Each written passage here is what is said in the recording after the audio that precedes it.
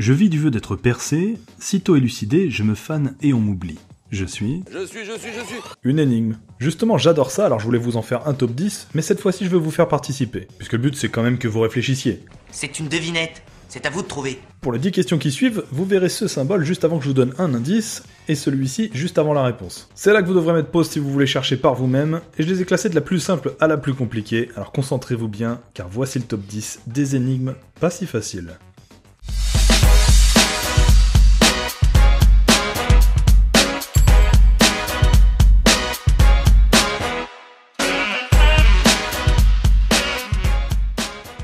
Numéro 10, l'énigme pour les enfants. On commence par une énigme a priori simple puisqu'elle est présentée comme pouvant être résolue par des enfants à l'école maternelle. Mais c'est aussi ça qui met la pression, ce serait assez humiliant de pas y arriver, non?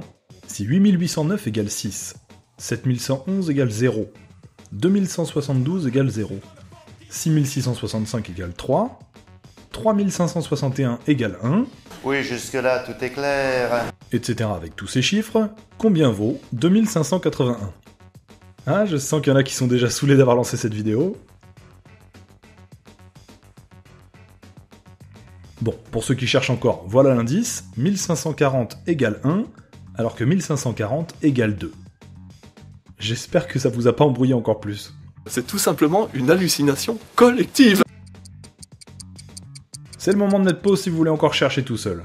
La solution n'était pas mathématique comme on pouvait s'en douter, mais juste visuelle. Il suffisait juste de compter le nombre de boucles fermées de chaque chiffre. Numéro 9, la paire de chaussettes. Un homme se réveille et sort de son lit alors qu'il fait encore nuit. Il fait noir total dans la chambre et il ne doit pas allumer la lumière pour ne pas réveiller sa femme. Il décide de prendre ses habits et d'aller s'habiller hors de la chambre, la difficulté va être de prendre des chaussettes assorties. Il sait que dans son tiroir se trouvent 6 chaussettes noires, 4 blanches et 2 rouges. Question, combien doit-il prendre de chaussettes au minimum pour être certain à 100% d'avoir 2 chaussettes de la même couleur? Pourquoi est-ce que je perds mon temps avec un branquignol dans ton genre, alors que je pourrais faire des choses beaucoup plus risquées? Comme ranger mes chaussettes par exemple. C'est vrai que ça fait plus problème de maths que énigme, mais c'est de la logique. Alors j'ai pas vraiment d'indice à vous donner pour le coup, à part de vous mettre dans sa situation et d'essayer d'imaginer chaussette par chaussette ce qu'il aurait pu prendre s'il avait pas eu de chance. La bonne réponse était 4. Et oui, on va se mettre dans le cas où l'homme n'a pas de chance et tire en premier une chaussette noire, puis une rouge, puis une blanche. Il a donc toujours pas de paire. En tirant une 4ème chaussette, en revanche, quelle que soit sa couleur, elle formera obligatoirement une paire avec une autre déjà tirée. Numéro 8, l'énigme de Stanford. Une énigme qui a été posée aux étudiants de l'université de Stanford et qui, soi-disant, aurait été résolue par seulement 17% d'entre eux, alors que 70% des enfants en primaire y répondraient. L'énigme est devenue connue, mais elle est pas évidente pour ceux qui la découvrent. Va falloir deviner ce que je vais vous décrire. Oh, Ivan Noé? Non, attends, je n'ai pas commencé. Plus puissant que Dieu, plus mauvais que le diable, les pauvres en ont, les riches en ont besoin. Qu'est-ce que c'est? Pas facile, hein? Ah oui, il reste une phrase pour compléter l'énigme, mais pas sûr que ça va vous aider. Si on en mange, on meurt. Je vous laisse réfléchir. Réponse? Rien. Rien n'est mieux que Dieu, rien n'est pire que le diable, les pauvres n'ont rien, les riches n'ont besoin de rien, et si on ne mange rien, on meurt. C'était tellement évident que ça ne l'était plus tant que ça. Nous ne voyons pas d'autre explication. Numéro 7, la suite de Conway. Une énigme assez simple, pour l'énoncer en tout cas, complétez cette suite. 1, 11, 21, 1211, 111 221, 312 211. Et pas la peine d'essayer de répondre au hasard, hein. Normalement, ça devrait faire 16 132. Si c'est vrai, c'est stupéfiant.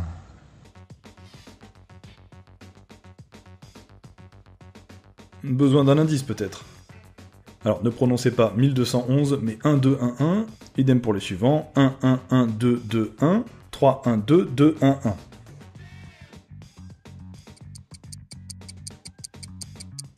Le chiffre suivant était 1, 3, 1, 1, 2, 2, 2, 1. Oui, c'était fastoche, essaie de trouver plus ardu. Alors, petite explication, il suffisait de lire à haute voix le numéro précédent. Au départ, il y a juste un 1, donc on écrit en dessous 1, 1. Et puis après, il y a 2, 1, puis 1, 2, 1, 1, etc. Cette suite s'appelle la suite de Conway, et a la particularité de ne jamais faire apparaître le chiffre 4. Je vous laisse vérifier pour les suivants. Ça n'a pas grand intérêt, mais ça détend. Numéro 6, les nénuphars. Dans un étang, il y a un nénuphar, ou nénuphar d'ailleurs, je sais plus comment on doit l'écrire. Mais peu importe, ça ne change rien à l'énigme. Toutes les nuits, le nombre de nénuphars double. Le lendemain, donc, il y a 2 nénuphars, puis le lendemain 4, puis 8, et ainsi de suite. Sachant qu'au bout de 30 nuits, l'étang est entièrement recouvert de nénuphars, au bout de combien de nuits, l'étang était à moitié recouvert de nénuphars?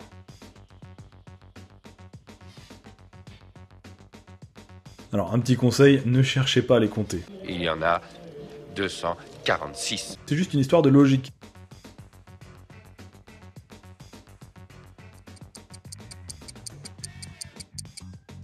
La bonne réponse était 29 nuits. Et oui, on sait que le nombre de nénuphars double toutes les nuits. Donc si au bout de 30 nuits, l'étang était rempli, il suffit de remonter une nuit en arrière pour qu'il soit à moitié rempli.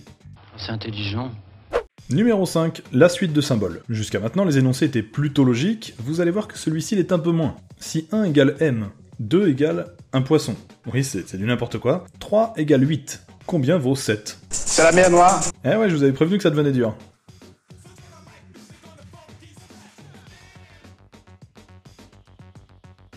Un petit indice, le chiffre 2 peut aussi être égal à un cœur souligné comme ça.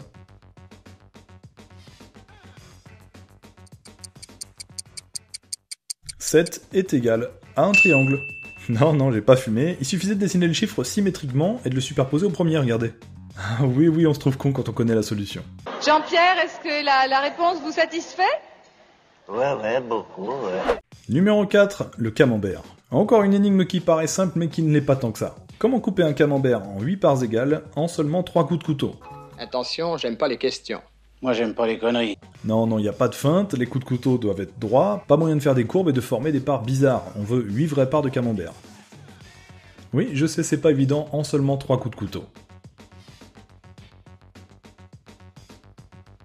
Un indice, rien que pour vous, cette énigme fonctionne avec un camembert, mais pas avec une tarte, ça vous aide?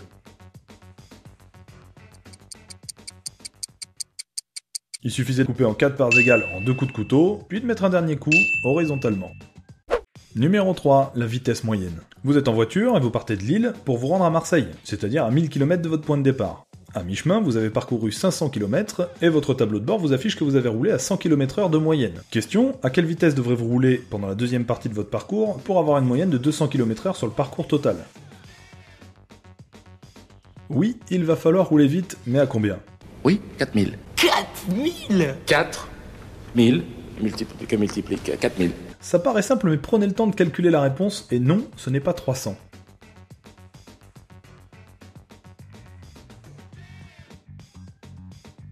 Bon, je vais vous aider, essayez de calculer le temps que vous avez mis pour faire la moitié du parcours en roulant à 100 km/h de moyenne, et le temps que vous devrez mettre pour faire tout le parcours à 200 km/h de moyenne.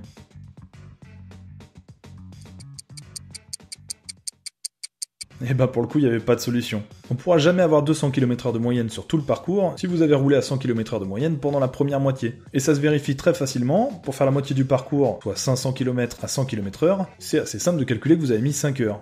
Or, pour faire la distance totale, c'est-à-dire 1000 km à 200 km/h de moyenne, il faudra justement le faire en 5 heures. À moins de vous téléporter directement à Marseille, vous aurez toujours une moyenne inférieure à 200 km/h.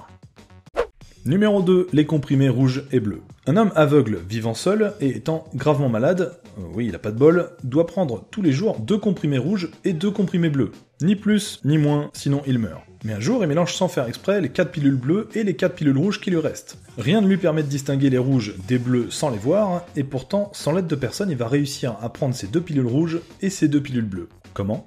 Mais comment as-tu pu faire? Mais comment as-tu pu faire? Comment ça fait? Hein? Vous savez, c'est pas très difficile. Tu te fous de moi, hein? Je vous imagine déjà essayer de trouver une technique bizarre. Mais il peut demander de l'aide à personne et il peut pas se servir d'un objet pour les distinguer. C'est l'heure de l'indice. La forme des comprimés, comme je vous les montre ici, est importante. Il y a une entaille juste au milieu.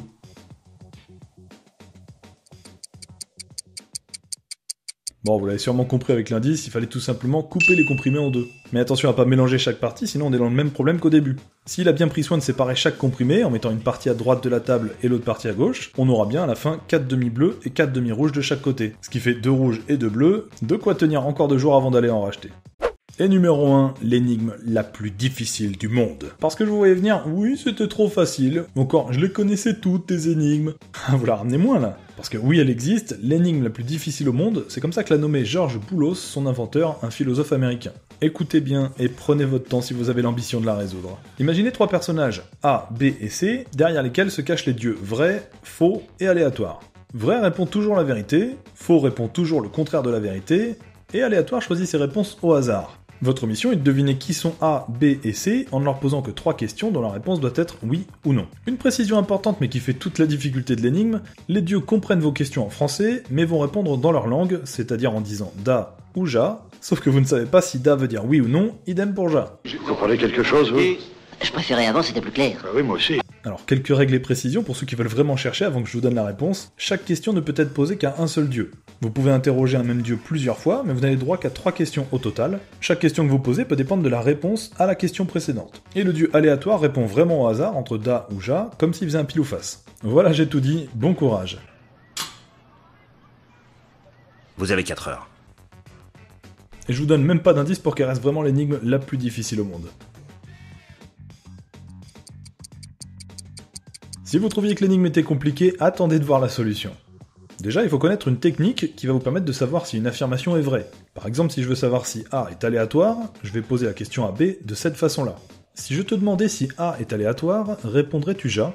En posant cette question comme ça, peu importe si B est vrai ou faux, peu importe si ja veut dire oui ou non, s'il répond ja, ça veut dire que l'affirmation est vraie, c'est-à-dire que A est réellement aléatoire. Vérifier, ça marche. Mais ça ne résout pas tout, car B pourrait être lui-même aléatoire. On va donc fonctionner en 3 étapes. Première étape, il faut demander à B, si je te demandais est-ce que A est aléatoire, répondrais-tu ja?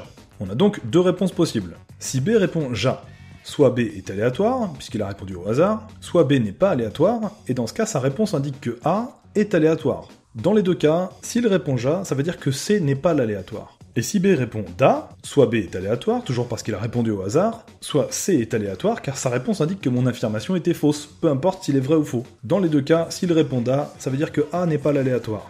Vous me suivez? Non? Bon, on continue. Maintenant qu'on sait que A ou C n'est pas l'aléatoire, on va justement lui poser la question suivante. Si je te demandais es-tu vrai, répondrais-tu ja?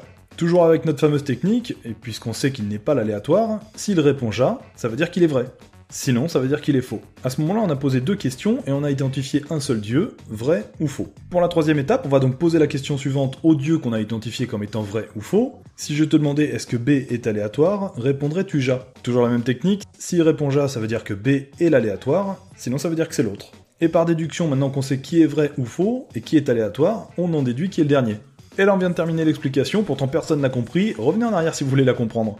Et voilà, je vous laisse compter vos points. Ne vous inquiétez pas si vous n'en aviez pas beaucoup, c'était qu'un jeu, surtout que la dernière était presque impossible. Ce que vous pouvez faire dans les commentaires, c'est poser vos propres énigmes et essayer de répondre aux autres. Je suis certain que vous en avez des très sympas pour compléter ce classement. Et n'oubliez pas de vous abonner à la chaîne pour voir tous les prochains top 10. On vient de dépasser les 700 000 abonnés, c'est de la folie. Ça aussi, c'est une énigme que je n'explique pas. Je vous attends sur Facebook et Twitter pour vous donner des indices sur ma prochaine vidéo, déjà en préparation avec un autre youtubeur. A très vite, ciao.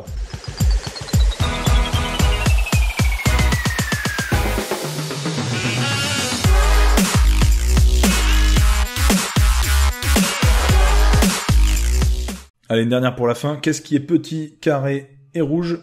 Un petit carré rouge. Tu sors.